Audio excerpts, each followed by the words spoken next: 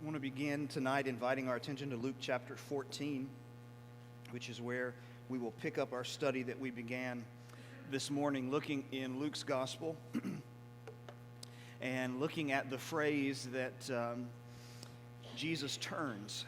And when he turns, he has a lot of things to say as he makes that turn. And so this morning, we went through and looked at those in Luke chapter 7. He had a word of commendation, you remember, to the centurion. He had a word about comparison in Luke 7 as well, to the self-righteous Pharisee and the sinful woman.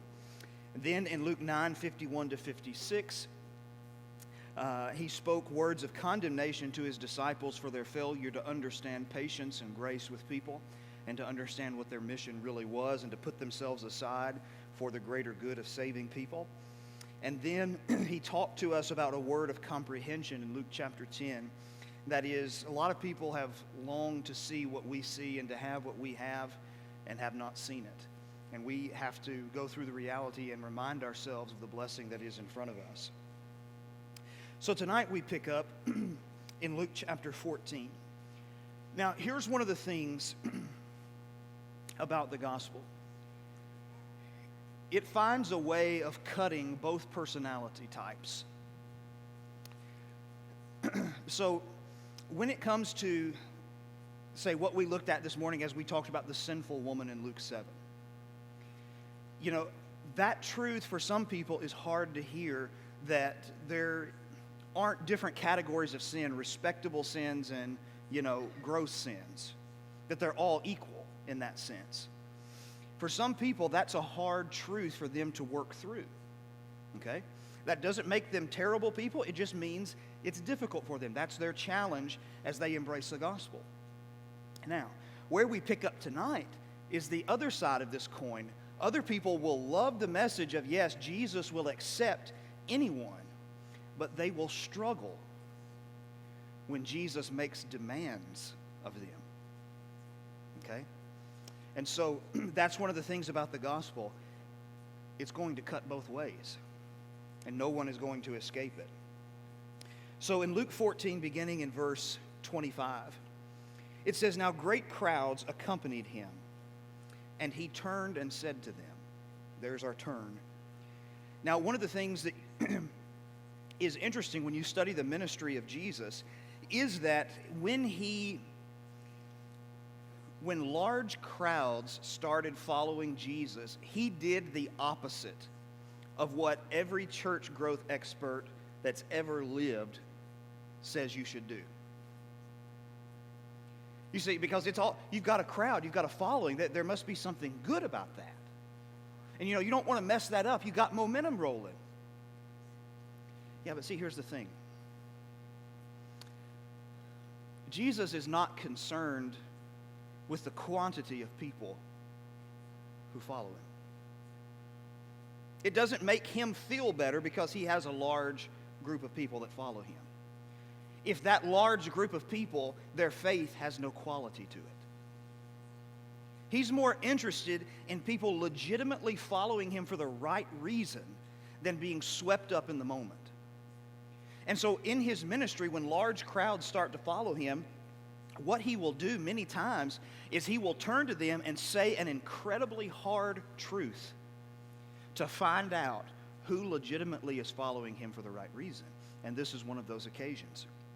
And so he says, "If anyone comes to me and does not hate his own father and mother, wife and children, brothers and sisters, and yes, even his own life, he cannot be my disciple." Now you see, Jesus saving people, a lot of people don't have any problems with that. Jesus demanding everything that we have, that's a different ballgame to people. And what he's saying in a culture that prizes highly familial relationships, he's saying that those things have to take a back seat. God is pro-family. He created it. But under no circumstance does family come before God. Hopefully we won't have to make that choice. But at no point, and he goes on to say, even your own life. Now, 3 times in this text, this is the first one, 3 times in this text, he's going to say, cannot be my disciple. And a person who prizes familial relationships above their relationship with God can't follow Jesus.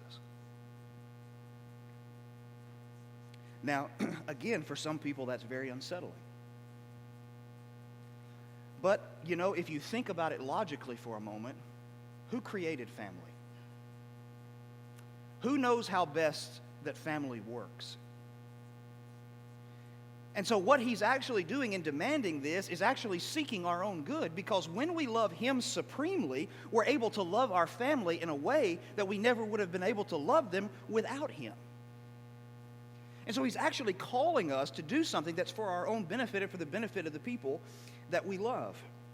And then he goes on to say, whoever does not bear his own cross and come after me cannot be my disciple. The idea of responsibility.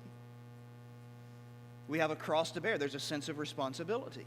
Now you have to understand this is a radical image. We don't necessarily see it because we have heard of the cross our whole lives. Most of the time just with a peripheral, maybe a gloss understanding of what the cross is. If he were speaking today, or even just a few decades ago, he would say something like, go get in the electric chair and tell them to light it up. Go get in the electric chair and tell them to light it up. The cross was a cruel form of execution. Can you put your own desires to death every single day and follow him? He says if we can't do that, we can't be his disciple. You see, Jesus is concerned, and some people say you don't want to be radical in Christianity. Well, it depends on how you define radical. Because I'm pretty sure what Jesus is saying is not mainstream. There's not this middle of the road thing. We talk about, I remember one person was talking about, he was preaching on Matthew 7, 13 and 14, and talking about the narrow way and then the broad way. And he said, somebody came to him and said, look, you're just being a little extreme. Isn't there this third way, like this middle of the way road? The answer is no, it doesn't exist. There are only two, and those are the ones that Jesus prescribed. And so it calls upon us to make radical commitment to him. And then he tells us, based on this, you need to count the cost of following me. If you're going to build a house, you usually try and make sure that you can afford the house you're building. Some don't, but most do. If you go to war, if you're outnumbered, you have to decide, okay, what should I do here? Should I seek terms of peace, or do I think I can still win even though I'm outnumbered? Just because you're outnumbered doesn't mean you're going to lose. Alexander the Great is a perfect example of that. Sometimes you can use the terrain to your own benefit. But the point he's making is that you have to count the cost of being a disciple. In verse 33, he says, so therefore, any one of you who does not renounce all that he has cannot be my disciple. Nothing that we have, if I follow Jesus, nothing that I have from that point forward is mine. God can call upon me to give every bit of it up. He may do that, he may not do that. But we have to understand that's always an option that's on the table. Everything is his. And this goes to the idea of complete surrender. That when we give ourselves to God, we give ourselves to him. It's surrender. It's Galatians 2:20, being crucified with Christ. No longer I who live, but Christ who lives in me. And the life which I now live in the flesh, I live by the faith of the Son of God who loved me and gave himself for me. Christ is living in me. My body becomes his instrument, Romans chapter 6, an instrument for righteousness and not for my own desires. One of the most beneficial things we can do, I'm convinced, in studying, one of the most beneficial studies upon which we can embark to help us understand better Jesus' relationship with the disciples is to study the rabbi-disciple relationship. Because the rabbi-disciple relationship was kind of equivalent to a PhD program in America, except it was somewhat different. It was the highest level of learning, okay? But to follow a rabbi, you didn't go sit in class, have class, dismiss, go back to your dorm room, and then come back the next day, do your homework, all that kind of stuff. You followed him literally everywhere he went. It wasn't just about gaining the intellectual knowledge. It was about watching him interact with life and learning from him how he interacted with life, how we should interact with life, and becoming and taking on his character. And discipleship language is filled, or the New Testament is filled with discipleship language. So, this is what Dietrich Bonhoeffer, who was a Lutheran,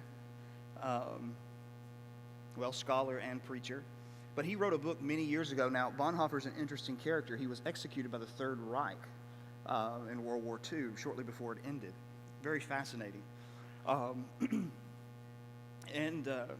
He wrote a book called The Cost of Discipleship, which is basically a large discussion of the Sermon on the Mount, is what it is. It's a classic in literature.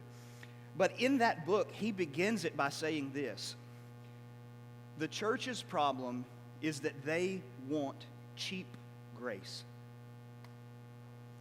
They want the grace of God, but they don't want it to cost them anything. He said, we've got to get back to what the New Testament says, that grace is free, but it is costly. It's going to cost us something. For God to lavish that gift upon us and to grace us in that way, surely we're going to have to alter our lives. Surely we're going to have to bring them into conformity with His will. And so when we get to these things and we think about sacrificing for the church, doing things along the way,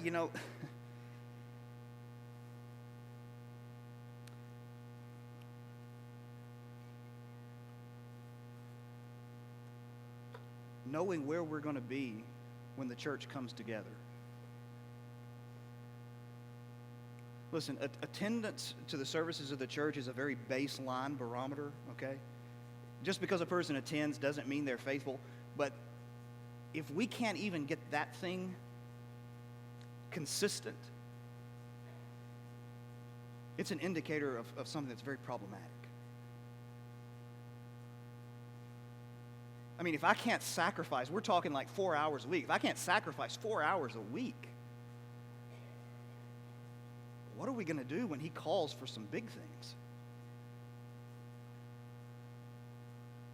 You see, this is the thing, though. Jesus is not concerned with your comfort or mine. He is to a degree, but not in another degree. He's more concerned with making you like Him. And to make you like Him, He's going to have to break the mold that you live in and make you uncomfortable and make you do things you don't want to do, you wouldn't ordinarily do. And so you have to be willing to take the challenge that He issues. And so that's what He's doing here, and that's what He's saying in this crowd. You're going to have to make a choice. Listen, anybody can follow me from a distance. But if you want to be a legitimate follower, you got to be willing to give up some stuff.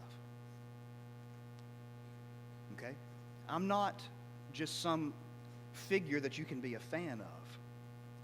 I'm the Lord, and you have to follow me every step of the way. And that's a challenge. And one that we have to constantly remind ourselves of as we're walking through. And by the way, He's not asking us to do anything that He Himself has not already done. But what if I have to die for the cause of Christ? Didn't He? What if I have to give up riches? Didn't He? That's 2 Corinthians 8 and verse 9.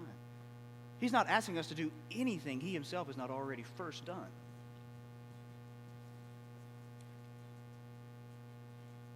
So a word of challenge. Now let's fast forward to Luke 22 in verse 54.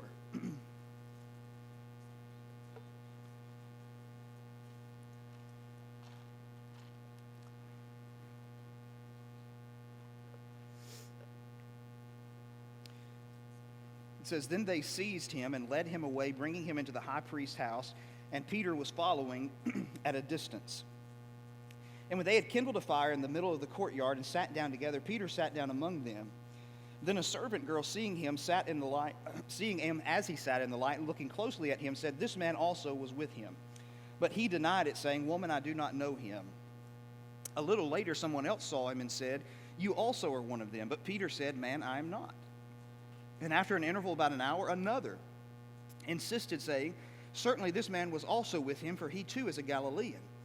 But Peter said, man, I do not know what you are talking about. And immediately, while he was still speaking, the rooster crowed. Now, you remember, this was what Jesus has already predicted was going to happen.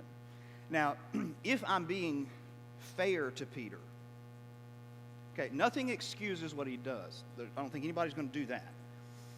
But if I'm being fair, people sometimes, they give him an unfair assessment, in my opinion.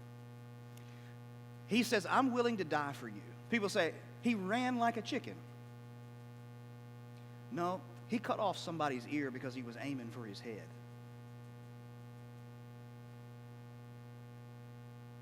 He was willing to die. In that moment, he was ready. And I think when Jesus told him to put up the sword, it just rocked his world. And he didn't know what to do anymore. It doesn't excuse what he does here, but it helps you to understand that his brain is frazzled at this point. Okay? But either way, as we come to our point in 61, it says, and the Lord turned and looked at Peter. And Peter remembered the saying of the Lord, how he had said to him, before the rooster crows today, you will deny me 3 times. And he went out and he wept bitterly.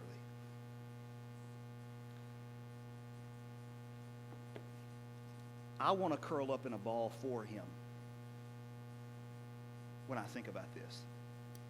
Here's all the chaos of the trial going on, all the conversations taking place. Peter denies Jesus, the rooster crows, and then Jesus just turns and just looks at him and locks eyes with him.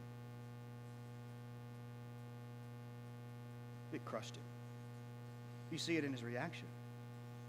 He was devastated by it.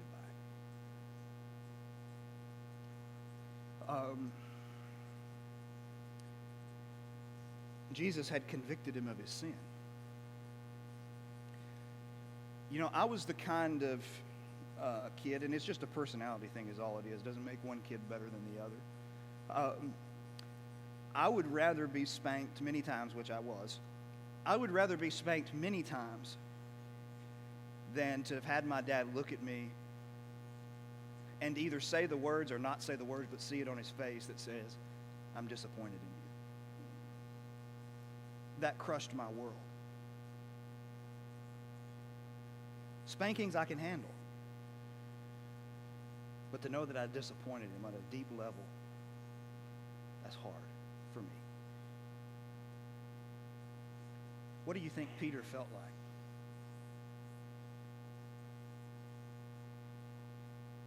Crushing disappointment. He knew what that look meant. It doesn't tell us that Jesus is angry in this look. He just looks at him.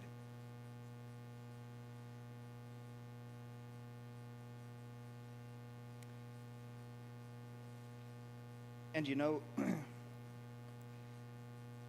you can remember again when you're a kid and you did something wrong and you're trying to justify it to your parent, and they just kind of sit in silence and look at you.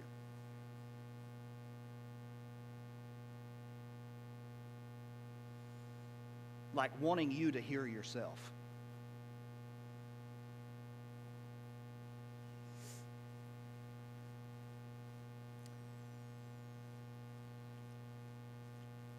Listen, one day Jesus is going to look at us and lock eyes with us, every one of us. So we better get ready for that.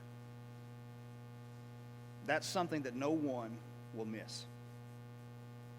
You're going to stand in front of Jesus alone, and I'm going to stand in front of Jesus alone, and we're going to lock eyes.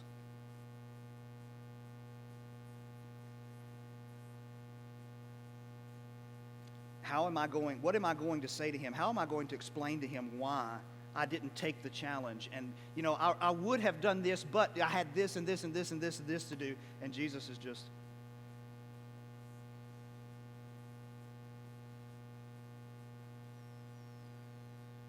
We tell him how hard our lives were as we look at nail-scarred hands.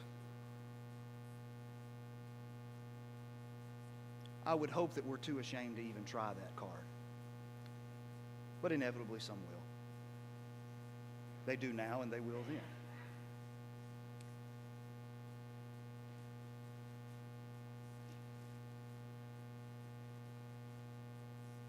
And I got to be honest with you, if my dad, who I love, is an imperfect being, when he's disappointed in me and it crushes me, to see Jesus do it would be torture. It'd just be flat out torture. To hear him say he's disappointed in me.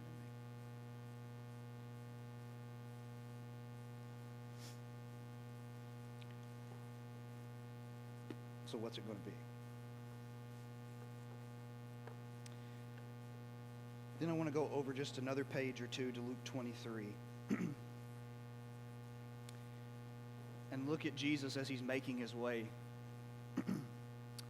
to the cross. We won't look at all of the text that's on the screen, 13 to 31. We'll begin in 26. It says, "And as they led him away, they seized one Simon of Cyrene, who was coming in from the country, and laid on him the cross to carry it behind Jesus. And there followed him a great multitude of people and of women who were mourning and lamenting." The word translated mourning in the ESV, some translations may actually render it this way. I want to say they do, but I can't recall off the top of my head. They were beating their breasts. They were taking their fists and pounding their chest. It was Jews are very symbolic people. And so it was a symbolic way of saying, this is how I feel on the inside, like I'm just taking a beating, basically. My grief is just so great. And so here are these women who are mourning, and they're following him. And what does Jesus do? But turning to them, Jesus said, "Daughters of Jerusalem, do not weep for me, but weep for yourselves and for your children. Behold, the days are coming when they will say, blessed are the barren and the wombs that never bore and the breasts that never nursed. And they will begin to say to the mountains, fall on us, to the hills, cover us. For if these things have been done to the wood that is green, what will happen when it is dry?"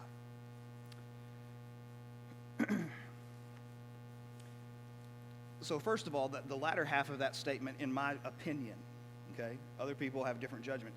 In my opinion, he's talking about what will happen to Jerusalem in the Jewish revolt of AD 66 to 70. I don't think he's talking about Judgment Day there in that particular context. And Jesus says, if they've done this to a green tree, that is a righteous being, me, what will they do to unrighteous Jews? But our key point is something that's remarkable about Jesus.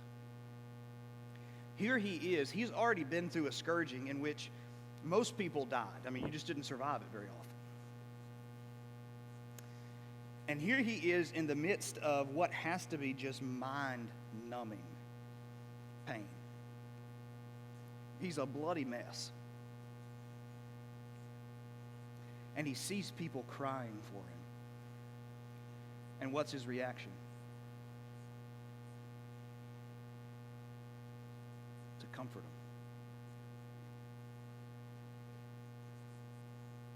He's not so consumed in his own pain and difficulty and agony or the excruciating nature of what he's enduring.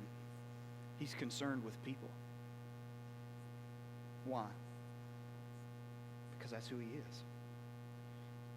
And how he feels doesn't dictate that. You respond out of who you are.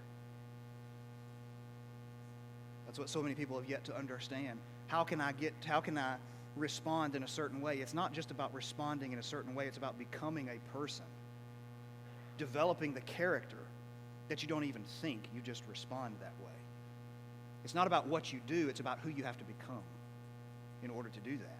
And Jesus, because of his nature and the desire and love that he has for other people, his heart is to help others. And so when he can look at a group of women who are weeping as he is being tortured, and he can say, Don't weep for me. Don't weep for me.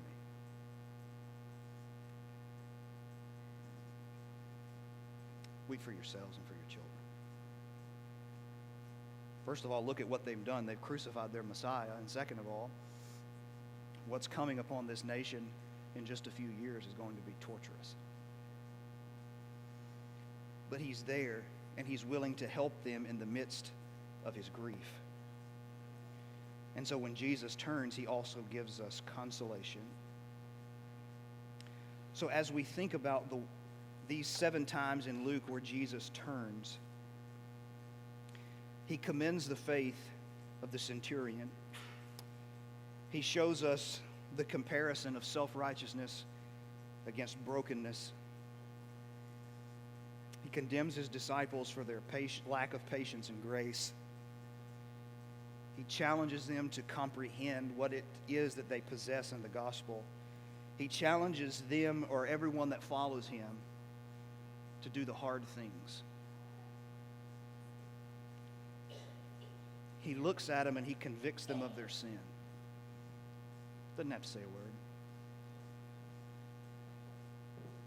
But he's also willing to be there for them. You know, he didn't just convict Peter of his sin that night. He went to him a few days later on a beach and restored him and got him to confess his love for him again 3 times, the same way he had denied him. He loved him, and he wasn't going to give up on him just because he had made a mistake. The question for us tonight is, when Jesus turns and looks at us, what's he going to see? What's he going to say? How's that experience going to go? If I'm not a New Testament Christian, I'm not ready for that moment. That's not going to be a pleasant moment. But if I will come to Jesus in a penitent faith, confessing him before others to be baptized in water for the forgiveness of our sins, not because there's something special about water. That's never really been what this thing is about. Water had some significance in Old Testament. Salvation was many times connected to water. You look at the flood, you look at the Red Sea, some of those things. But it wasn't necessarily the water. Water is associated with cleansing. It's a physical action of what is spiritually taking place to us in that moment. They're simultaneous actions.